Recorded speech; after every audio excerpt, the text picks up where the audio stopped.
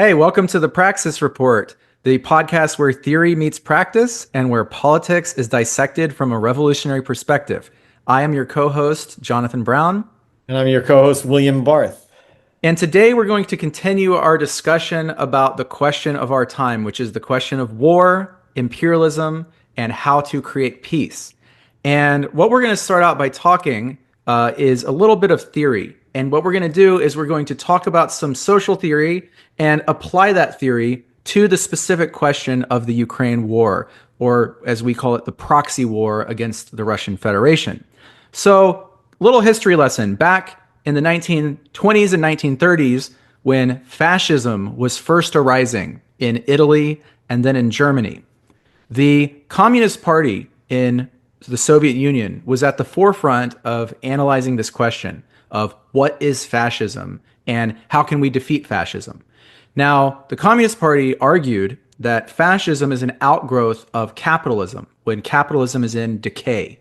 When capitalism enters this period of crisis where normal means of elections and democratic politics no longer keeps the system in place. And so the capitalist ruling class is forced to suspend democracy and replace it with a sort of openly brutal, terroristic dictatorship of the most violent and reactionary elements of capitalism in order to save capitalism from itself.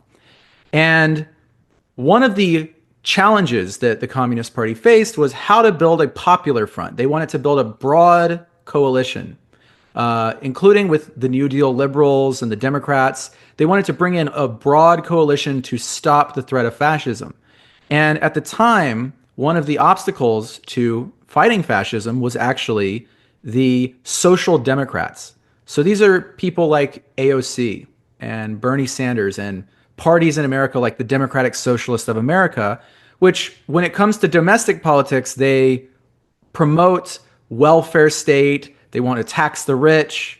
They want more health care for people, free health care, higher wages, things like that, right? Great things. We all support that. But when it comes to foreign policy, the social democrats are actively opposed to peace. They end up supporting the same war machine, the same military industrial complex that the conservatives and the fascists support. So in the 1930s, Joseph Stalin coined the term social fascism as a play on the word social democrat. And we're going to read a little clip from this quote from one of Stalin's famous articles. Here is the question of social democracy. And Stalin says, "It is not true that fascism is the only fighting organization of the bourgeoisie. Fascism is not only a military technical category, but fascism is the bourgeoisie's fighting organization that relies on the active support of social democracy. Social democracy is objectively the moderate wing of fascism."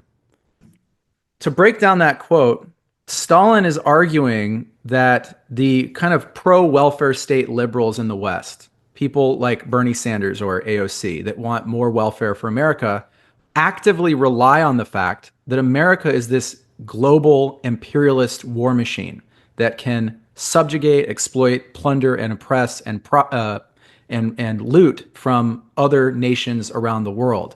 And then the Social Democrats support those wars. The only difference is the Social Democrats want to use the plunder that America gets from its ill-gotten gains to expand the social safety net and help out the poor and give people health care, which again, those are good things. But the Social Democrats are not pushing back against the war machine itself. They are simply arguing that we should use the spoils of war to help the people.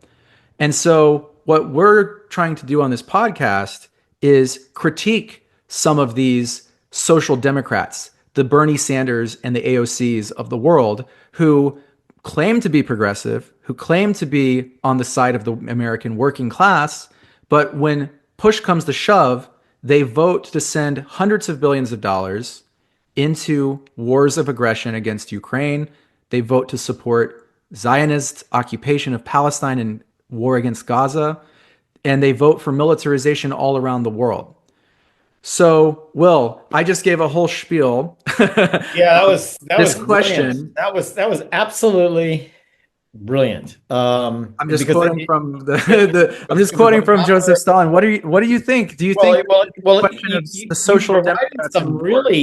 really strong theory to the phenomena that we're discussing, because I would, obviously take a much more practical, political analysis, which simply to say, And that's just why we trace, have yeah, just trace liberalism from the 1960s, the anti-war liberalism from the 60s, which characterized so much of social democrats or liberal democrats, the entire Democratic Party post 1960 was a party which sort of rejected the pro-war policies of President Lyndon Johnson. right. Johnson was forced sort of out of office. He couldn't run for re-election because of the Vietnam War and its implications. And you had this entire wing of the Democratic Party that opposed the Vietnam War and qua war generally, as sort of an anti-war, pro-peace movement. Because remember, you had the formal conscription of young Americans. That was the draft, and that draft produced this huge national movement, the anti-war movement, again led by people like Tom Hayden, who was very active in the Democratic Party his entire career, and Robert F. Kennedy Sr., the father of Robert F. Kennedy Jr., obviously, and other anti-war politicians, Martin Luther King Jr., the leader of the American Civil Rights Movement, and of course Jesse Jackson, who followed him, and people like Jerry Brown, former governor of California. So you have this entire wing of the Democratic Party, which was, sort of that was produced or resulted from the Vietnam War or the anti-Vietnam War movement. And somehow it's most likely the result of the end of the draft, the formal conscription of young Americans, that somehow destructed the anti-war movement, if you will. It just literally Well, and evaporated. the fact that the anti-war movement was funneled into the Democratic Party, and as the slogan goes, the Democratic Party is the graveyard of social movements. That's such a great quote. Such a So, great. so it has led to a situation where we saw two times in the last, let's say half century. We had the Vietnam War, which was a strong anti-war movement, and then we had the post 9/11 war on terror, which there was also an anti-war movement.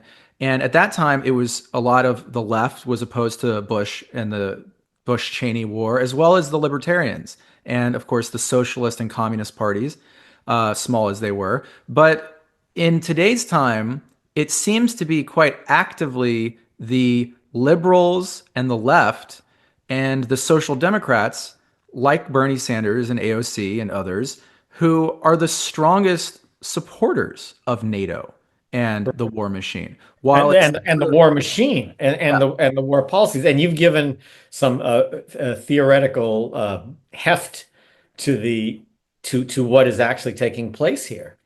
Yeah, it's not a new phenomenon. During World War One, Vladimir Lenin was criticizing the Social Democrats because during World War One, if you were a social democrat in Germany or a social democrat in France or Britain, instead of saying we oppose all of these countries and their imperialist war, those social democrats were arguing that no, the working class of Germany must fight on behalf of the German nation, and the working class Right. of Britain must fight the war on behalf of Britain. So Lenin, in his insight, accused them of being social chauvinists or social fascists, or if we could say it now, just they're basically being warmongers. They are claiming to speak on behalf of the working class of their country, but what they're actually doing is selling their working class out to the interest of the war machine, which, as you point out, is making billions of dollars It is a profitable enterprise through this awful business of mass murder.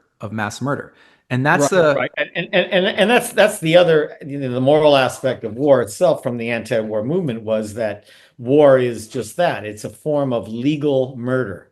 It's a way to justify the mass murder of human beings. And therefore actually has no place in modernity. In other words, like we have many systems that no longer have a place in modernity. One is slavery. Another is the sacrifice of your firstborn child, to the gods. These things just have no place in modernity. We are at a place, I think, where war has no place in modernity because war today, properly fought and properly understood, means global extinction, means the destruction of human society because nuclear war means we can blow up the entire planet Earth and kill everyone 40 times over. So war has no practical use, no practical application. You can't win a nuclear war, and war itself is no longer a viable means because we have a constitutional world. We have international conventions and institutions now, and there just is no need for war. There's no the war is not morally relevant, legally relevant, or politically relevant any longer. It's something that belongs in history's ash heap. But I wanted to add, yes, liberals, Democrats were historically always concerned about appearing soft on communism or appearing as appeasement peacemakers, or appeasement. or Right? appeasing. So Yeah, I think this is a big part of it that the liberal, this is how I would have analyzed it prior to hearing your theory on social fascism, which is I think outstanding, and I think it applies. But I mean that I think is the more practical response, that liberals are always overly concerned about seeming to be anti-war or unpatriotic. yeah, And this sort of thing. So to appear that's tougher, a great point. tough on our enemies. What are they? But then, but then the liberals would say, like being like the crime issue, Up on tough crime. on crime, but tougher on the causes of crime. Well, Yeah. so they want to be tough on war, but they're not tough on the causes of war. That's the problem. Let's watch this video clip because this is something that Bernie Sanders put out his statement about, the Yeah, pos- this is shocking because this yeah, is this is Sanders, endorsement of the Cold War, the new Cold War. endorsement of the Cold War. Yeah. So Yeah. let's watch this and then comment about Bernie Sanders here.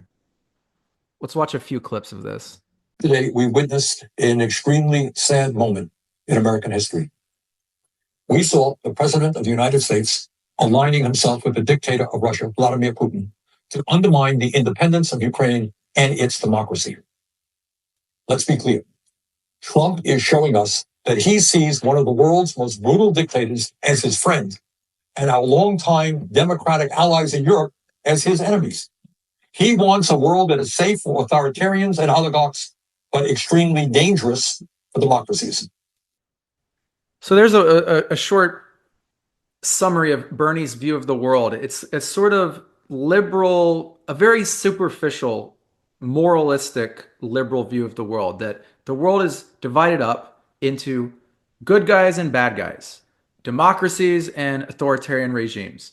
And for someone who claims to be a socialist, for the fact that he looks at the world like that rather than through the lens of class struggle or through the lens of imperialism, it just Right. shows me his socialism is non-existent. He is operating as a Cold War liberal in that moment.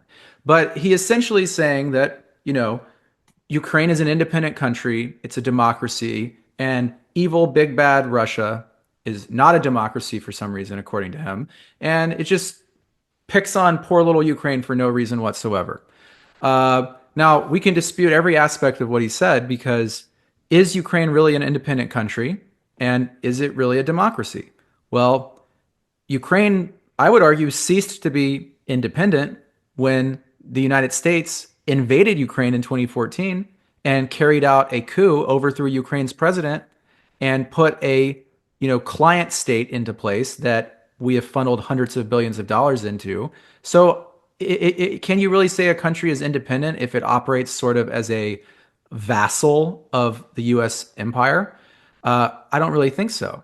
So, Yeah, and I mean, Glenn Greenwald, to his credit, always points out that it's so hypocritical because the United States has all of these alliances with autocratic dictatorships around the globe. With the dictatorships in the Saudis and I believe the United Arab Emirates. I'm not yeah. quite certain of the nature of the regime there. Well, not to mention we aligned with Egypt certainly, the Israelis. Saudis certainly, The uh, Israelis.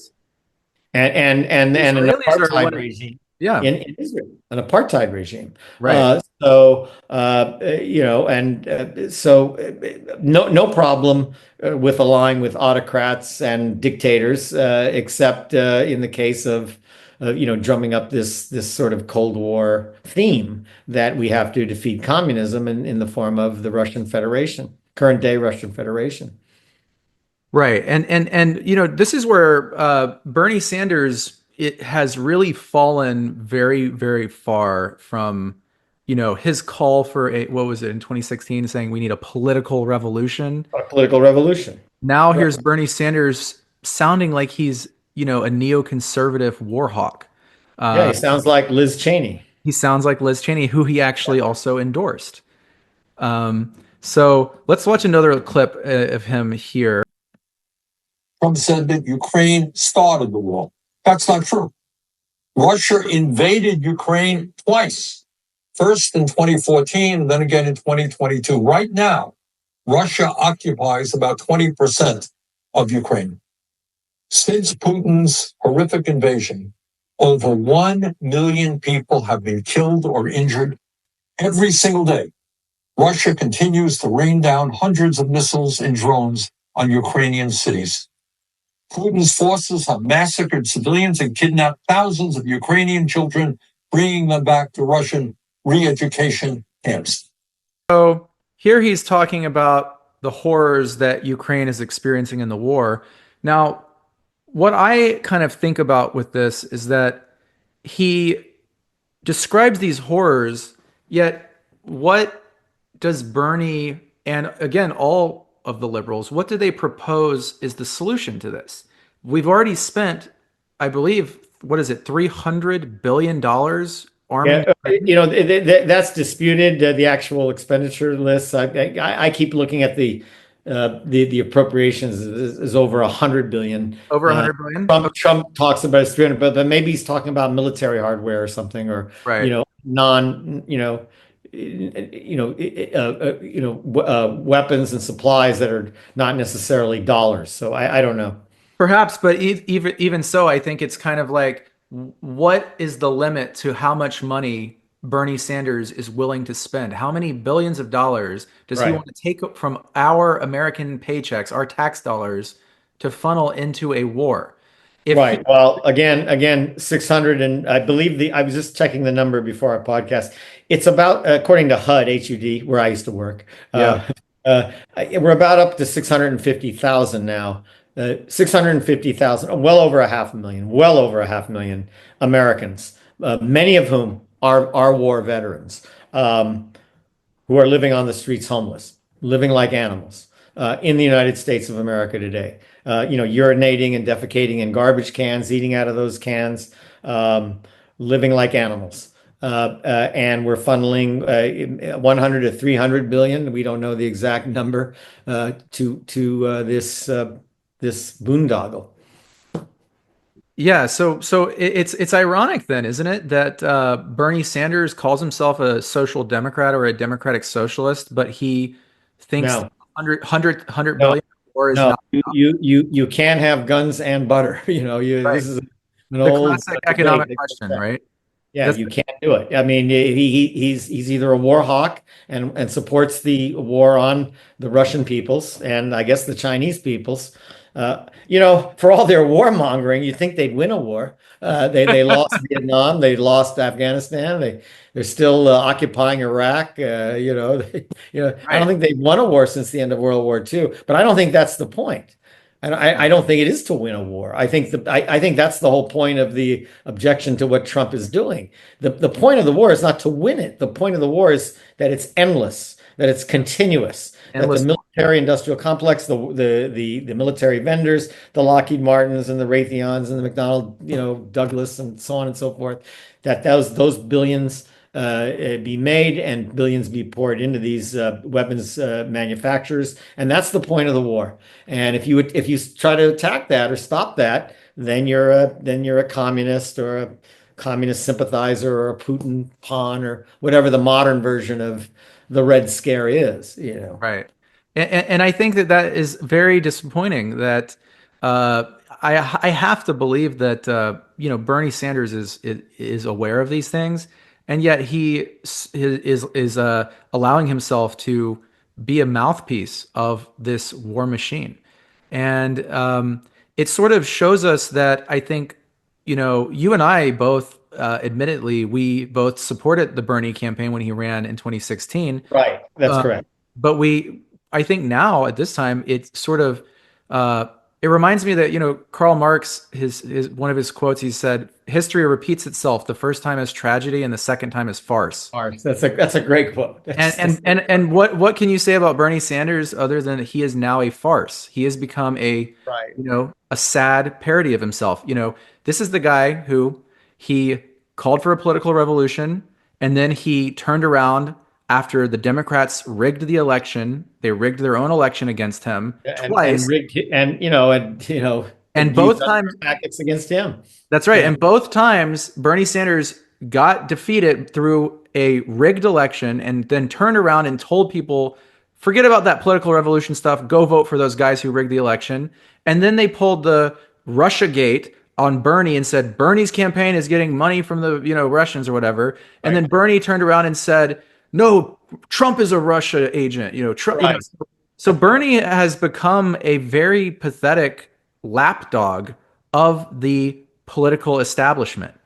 And that was in less than a decade that he has transformed himself. Or perhaps Bernie Sanders and his so-called political revolution was never anything other than a sort of another one of those attempts to transfer the energy of people back into the fold of the Democratic Party. Right. Or maybe it was, what he had hoped it would be, which is, a true reform of the Democratic Party and the emergence of a true progressive movement within the Democratic Party that has been attempted since the 1960s. And it looked like it had a shot at coming to fruition. And even with Barack Obama, it looked like it had a shot.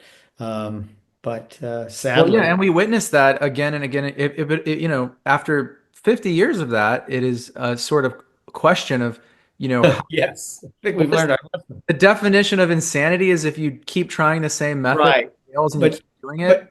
but again, what the average I'm hoping that our podcast is going to be distinguished from typical podcasts that would just simply say, well, we've had enough of the Democratic Party. I mean, we really need to address the whole question of voting, electoral politics, and political strategy. Yeah. Generally with a theoretical lens. Again, trying to give it some theoretical weight as opposed to simply say, I've had it with those Democrats. I mean, we've really got to, because, we really do have to talk about some of the things we've addressed, as a preliminary matter, this idea of a front. When you're politically weak, you engage in fronts. These are what you might in Europe they call it a front. Here you might call it a coalition. In other words, an anti-war coalition, which makes what Trump is doing so important because you and I have talked about this and we've thought about this. Trump is the only political leader now who is forging a peace initiative and saying that these wars are wrong and this nuclear this putting us onto the precipice of a nuclear exchange is wrong, and we need to denuclearize, and we need to reduce the threat of World War III, and we need to end this war in Ukraine and in Palestine, both Yeah. wars. Now, Well, I, I like I that don't agree idea. with all of Trump's peace proposals, but he's making peace proposals. That's the important thing. You may not like every one of his proposals. I disagree with some of them, but I'd rather have Trump's peace proposals than Biden-Harris only solution, which is war, war, and more war, endless, continuous war. Right. No peace, no talk. You heard how Zelensky reacted to Trump. You heard what Zelensky said. What diplomacy are you talking about? I'll dare you talk about peace talks. I'll dare you talk about diplomacy. What are you talking about? You honestly think you can have diplomacy with the Russian peoples or the Russian Federation? Of course not. There's only one solution: global thermonuclear war or some kind of regime change war that doesn't go nuclear, you hope and pray, which of course it's ridiculous. Right. The Russian Federation is the major, probably one of the largest nuclear powers in the world. And they will launch nuclear weapons to defend their country. Uh, Yeah, and I don't think that this question of diplomacy is something that's off the table because again, we have this. You mentioned you called it appeasement or not being tough on communism or tough on the terrorists. So the war machine has demonized this idea of diplomacy as evil, and Bernie Sanders plays into this when Bernie Sanders says the world is divided between good guys and bad guys. He's playing into this notion that Russians fundamentally are not human. They are not rational human beings like we are. They are right, just like the Palestinians. like the Palestinians, like Bush saying the And the terror. Irish before them, Right. and They're- the Congolese, and the right. Mau Mau, and the on and on and on. Right. Right. There's this image they want to sell that there's this omnipresent threat of this evil, monstrous people that are just going to attack and take over the world if we don't keep funding our war machine to the tune of billions and billions and Right. billions of dollars every year. And that's a really important point. You really, I think, captured it there, that they're actually attacking the idea of diplomacy and negotiation itself, which was always sacrosanct. I mean, even amongst what you might call the capitalist class, there was always this idea of what they call the statesman. That Yeah, you'd probably more accurately call it like corporate statesmen or the absolutely. capitalist statesmen, but they were statesmen or statespeople now in the modern parlance because you don't want to give a gender preference to. It celebrated the idea of diplomacy, and it tried to give a veneer of civilization to how capitalist countries relate Well, to each even other. during the Cold War, we negotiated. I mean, what about Richard Nixon going to China to meet Yeah, with what was the slogan in the Star Trek movie? Only Nixon can go to China. I mean, that was a classic, and it's true. And he recognized China. but Which it again, has now become even. hard to imagine that we didn't even recognize the country of China. I mean, Well then, but now it's gotten even worse because the very idea of negotiations and diplomacy has become a target for well, and that's the point. I think you really highlight a critical theoretical and practical point, which is they actually destroyed the idea of statecraft, diplomacy, negotiation, and that's because in my in our little posts lately on Facebook and so forth, we're trying to say that's our solution, that we must push a ceasefire. In other words, stop the murdering, because war is legal murder. So let's stop murdering immediately, unconditionally. Stop the murdering now, and then move into peaceful negotiations with the enemy. And of course, what does that mean? It means looking at the world from your enemy's point of view, and the enemy looking at it from your point of view. That's what negotiations right, are all about. There's 93 independently sovereign United Nations member states, and they're supposed to be living in peace. I mean, the whole point of the world order, the international institutions that we have, is to end the scourge of war, because war threatens the existence of human civilization. We can right. now easily destroy all of humanity, and that's why war is no longer a valid instrument Yeah, of governmental activity. It belongs in history's ash heap. So that's right. Well, I think that's a very excellent way to sum up the episode that's good. We'll get into this in future episodes and maybe some political action that we can begin. The anti-war movement can be try to rebuild itself and take. as And also that might provide a sort of a platform for a new electoral strategic initiative in terms of yeah. voting and electoral politics and coalition building and so forth. Let's brainstorm that in future episodes. Will, would you like to close us Yeah, out? so thanks. I hope you enjoyed this discussion today. And if you do, please help our algorithms on by pressing the like button and leave a comment if you like. And also feel free to subscribe to Patreon to help us out. And we're going to get into this topic and try to develop it and evolve it. Really try to provide a theoretical and practical approach to what progressives, anti-war progressives, an anti-war progressive political movement can do and achieve in the world of voting and electoral politics. That's what's needed right now. There is no anti-war progressive political party, and that's the challenge. So we're going to get into that in later episodes. So thanks for being with us. I'm your co-host William Barth, I'm co-host Jonathan Brown. and we'll see you next time. Peace.